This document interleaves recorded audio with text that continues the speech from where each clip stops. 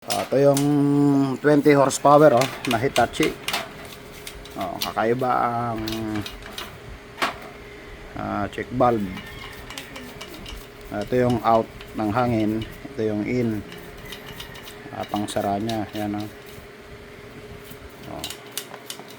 solid na bakal.